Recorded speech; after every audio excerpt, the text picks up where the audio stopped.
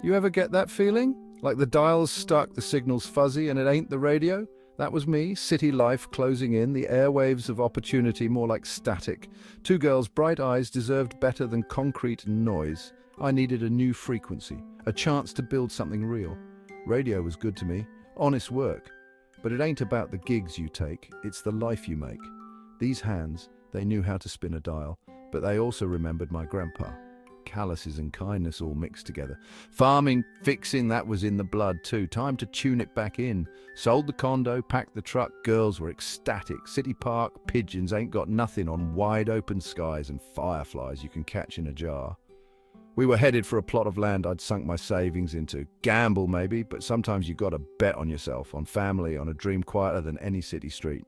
Out here, the quiet, it ain't empty, it's full of possibility. Just gotta listen real close. Like those old crystal radios, you fine-tune it till the message comes through clear. Mine was saying, build something good here, son. Something that lasts. Now, this spread, it weren't much to look at first glance. Dry riverbed snaking through it, most folks said it was more dust than potential, but I saw bones, good bones. Land that remembered water, just needed help recollecting. Plus seclusion, that's peace you can't bottle. My girls, city slickers turning into little farmhands before my eyes, they loved it. Naming every critter that scurried by, collecting rocks like they were precious gems. Kids, they see magic where we see work, and that's a kind of wisdom too. Work, there was plenty.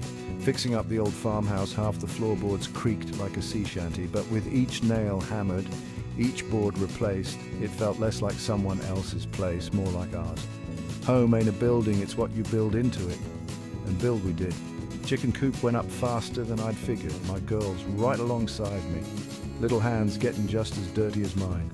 Planted a garden, watered it with sweat and hope. Dry riverbed, well, it whispered stories of floods past, of abundance waiting to be coaxed back. Moonshine. Now that word probably conjures up images of backwoods stills and shady dealings, but for me it's tied to memories of Maggie Valley and a man named Old Man Caleb. He weren't my kin, but he might as well have been, taught me more than any schoolroom ever could. Summers in Maggie Valley, that was my escape from the city. My grandpa, he'd send me down there, said I needed fresh air and a firm hand. Old Man Caleb had both in spades. He lived way back in the hollers, making the best darn peach brandy this side of the Mississippi. Didn't start with the hooch though. Started with respect. Respect for the land, the ingredients, the craft. Caleb, he knew every leaf and root, when to pick them, how to dry them, how to coax out their hidden flavors. He treated even the simplest jar of shine like it was liquid gold. See, moonshine, it was more than just a drink to Caleb. It was history, it was tradition, it was survival, passed down through generations, a way of life in a jar. He'd say, boy, you gotta know where you come from to know where you're going. And I never forgot that. Now, I ain't saying I'm following in Caleb's footsteps exactly. Times change, laws tighten, and I ain't about breaking the latter. But that knowledge, that craft, it's in my bones now. It's part of who I am, part of what I want to pass on to my girls. So yeah, I built a still, small one, tucked away in the barn. But it ain't about the size, it's about the spirit. It's about keeping a tradition alive, about showing my daughters that some things, they're worth preserving, even if it's just in a mason jar. First batch, we made it together. Peaches from our own trees, water from the well we dug by hand. My girls, they helped with every step, their laughter echoing through the barn like a hymn. And taste, let's just say Old Man Caleb would have been proud. It ain't about getting them drunk on moonshine, no sir. It's about getting them drunk on knowledge, on history, on the satisfaction of creating something with your own two hands. It's about legacy, about the threads that connect us to the past and guide us to the future. Section 5, passing the jug, teaching daughters the craft and its cautions. Now this whole moonshine business, it ain't all romantic notions and sweet sipping whiskey. There's a responsibility that comes with it, a weight that sits heavier than any jug. And that's what I got to teach my girls. See, moonshine, it can be a dangerous thing. In the wrong hands, it can be downright deadly. That's why I'm careful, measured. I teach my girls about respect for the process, for the power of what we're making. One whiff of those fumes and they understand it ain't a game. We talk about the old days, about the dangers of making and moving shine, about the choices people made, some good, some bad. It's a history lesson and a life lesson all rolled into one. And maybe, just maybe, it'll keep them safe, keep them smart. But it ain't all doom and gloom. There's laughter too. Shared stories around the kitchen table, the sweet smell of peaches filling the air. It's about balance, see? About respecting the past while looking towards the future. And that's a lesson worth passing down. Section 6. Beyond the mason jar, life lessons distilled, clear as mountain spring water. Moonshine might be the most potent thing we make out here in the valley, but it ain't the only thing brewing. Every day life throws lessons at you harder than any corn liquor kick. Teaching my girls to meet those head on, that's the real legacy. First frost came early one year, wiped out half our garden. Tears were shed, sure, but then we salvaged what we could.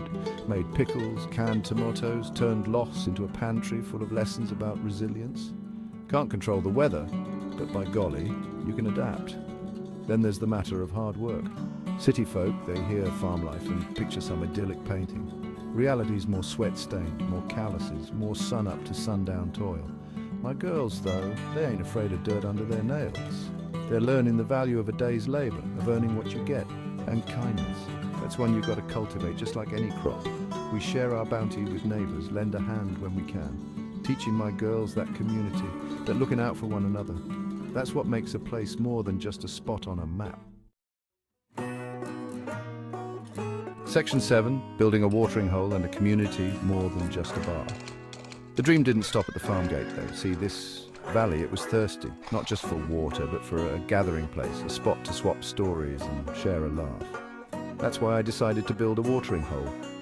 And not just any watering hole, mind you, but one with character. Used reclaimed wood from a 100-year-old barn, salvaged stained glass from a church up north. The place was going to be part saloon, part museum, part testament to the fact that even in a dry valley, good times can flow. Word got around fast. Folks came from miles around, curious, thirsty, and maybe a little bit lonely. Pretty soon the place was humming, laughter mixed with the clinking of glasses, and I knew I'd tapped into something special. My girls, they took to it like ducks to water, helping out behind the bar, charming the customers with their smiles. They saw firsthand the power of bringing people together, of creating a space where everyone feels welcome, and that's a lesson worth more than any college degree. Section 8. The general store dream, supplies, stories, and a bit of the past. The watering hole was just the beginning. See, this valley, it needed more than just a place to wet its whistle. It needed a hub, a heart, a general store that could cater to both the body and the soul. And so with a twinkle in my eye and a blueprint in my hand, I set to work again. The general store, now that was a labor of love. We scoured flea markets and antique shops looking for treasures that whispered tales of days gone by. An old cash register, a vintage soda fountain, shelves stocked with everything from penny candy to cast iron skillets. But it wasn't just about the merchandise, it was about the stories those objects held, the memories they evoked. It was about creating a space where the past and present could mingle, where folks could come together and share a piece of themselves. My girls, they loved helping out at the store. They learned the art of customer service, the importance of a friendly smile and a listening ear. They discovered the joy of connecting with people from all walks of life, of hearing their stories and sharing their own. Section 9, Legacy in the Making, from radio waves to a different kind of broadcast. Looking back, it's hard to believe how far we've come. From the static of the city to the quiet hum of the valley, from radio waves to a different kind of broadcast altogether. The signal may be different, but the message is the same.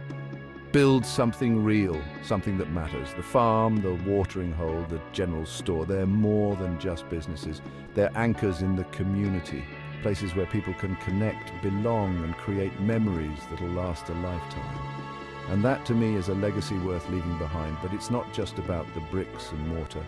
It's about the values we're instilling in our daughters: hard work, resilience, kindness, and a deep appreciation for the simple things in life. Those are the seeds we're planting, the ones that will continue to grow long after we're gone, and who knows, maybe one day my girls will take over the reins, adding their own chapters to the story we've started. The thought of it fills me with a pride that runs deeper than any river, a warmth that radiates outward like the sun.